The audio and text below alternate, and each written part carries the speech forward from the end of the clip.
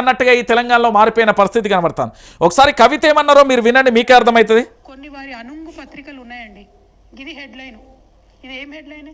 ఎవరికైనా వనుకొచ్చే హెడ్లైనా? దీనికి ఏమైనా ప్రూఫ్ ఉందా? దీనికి ఏమైనా మ్యాటర్ ఉందా? ఏంది ఈ హెడ్లైన్? ఏంది అంటే అల్టిమేట్గా ఏం చేయదలుచుకున్నారు మీరు? తెలంగాణ ప్రజలకు రక్షణ కవచంగా ఉన్నటువంటి బీఆర్ఎస్ పార్టీని ఇబ్బంది పెట్టాలి, కేసీఆర్ గారి కుటుంబాన్ని ఇబ్బంది పెట్టాలి. ఇది ఏం హెడ్లైన్ అసలు?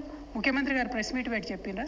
చిట్ చాట్లో ఏదో ఆయన సాటుమాటుగా మాట్లాడితే ఒక పత్రిక, ప్రధాన పత్రిక హెడ్లైన్స్లో వస్తుందంటే దీని వెనుక ఉన్న కుట్రను దయచేసి తెలంగాణ ప్రజలు అర్థం చేసుకోవాలి. ఈ పత్రిక ఎవరిది?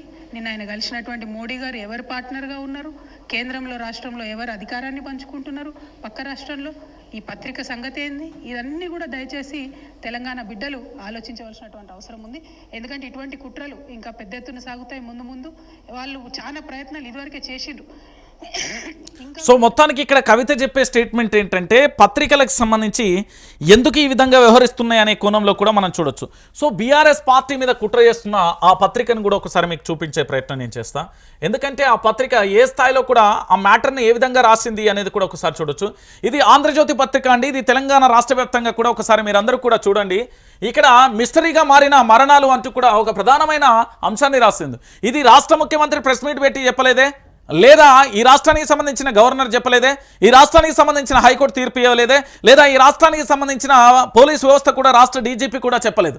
అంటే మిస్టరీగా మారిన మరణాలు, లింగమూర్తి, సంజీవరెడ్డి, కేదార్ల మరణం అనుమానాస్పదం, ఫిర్యాదు వస్తే దర్యాప్తు చేస్తాం, నిజాలు వెలికి తీస్తాం అంటూ కూడా ఈ హెడ్లైన్ దేనికి ఇచ్చింది అంటే తెలంగాణ రాష్ట్ర వ్యాప్తంగా మరొకసారి బీఆర్ఎస్ పార్టీ మీద కుట్రలు చేయడానికి ఈ ఆంధ్ర పెత్తందారి వ్యవస్థ పత్రికలు ఇవన్నీ కూడా పనిచేస్తున్నాయి. తస్మత్ జాగ్రత్త. నేను మళ్ళీ చెప్తున్నా, ఈ తెలంగాణ ప్రాంతంలో ఉన్న ప్రతి పౌరుడికి చెప్తున్నా, మన రాష్ట్రాన్ని మనం రక్షించుకోకపోతే భవిష్యత్తులో జరగబోయే పరిణామాలకు మనం బలి కావాల్సి వస్తుంది. నేనేమంటున్నానంటే ఇక్కడ బీఆర్ఎస్ను ఫినిష్ చేస్తామని కాదు, బీఆర్ఎస్ను ఫినిష్ చేద్దామనే ఆలోచన పుట్టినోని మనం ఫినిష్ చేయాలి, రాజకీయ సమాధి చేయాలి. మీ అందరికీ గుర్తుందో లేదో తెలంగాణ ఉద్యమంలో లగడపాటి రాజగోపాల్, నల్లారి కిరణ్ కుమార్ రెడ్డి, ఇతరత్ర చాలా మంది ఏంది అంటే ఘోరాతి ఘోరంగా వాళ్ళు ఇష్టం వచ్చినట్టుగా నరం లేని నాలుక ఎన్ని మాట్లాడుతూ అన్ని రకాలుగా మాట్లాడారు.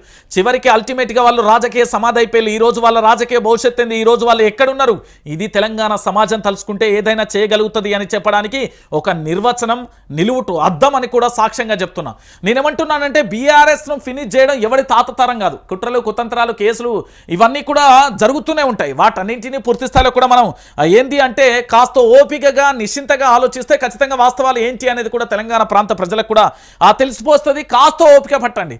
ఏంది అంటే వీళ్ళ అడ్డమైన కేసులన్నీ తెర మీదకి తీసుకొచ్చి తెలంగాణ ప్రాంత బిడ్డలందరికీ కూడా అనేక రకాలుగా ఇబ్బంది పెట్టే ప్రయత్నాలను చేసే ప్రయత్నం చేస్తారు. నేను అందుకే మళ్ళీ చెప్తున్నా, తెలంగాణ రాష్ట్ర వ్యాప్తంగా మనందరం కూడా చాలా సీరియస్గా ఉండకపోతే మనం జరగబోయే పరిస్థితులు అన్నీ కూడా వేరే రకంగా ఉంటాయంటూ కూడా చూడాల్సిన పరిస్థితి కనబడుతుంది.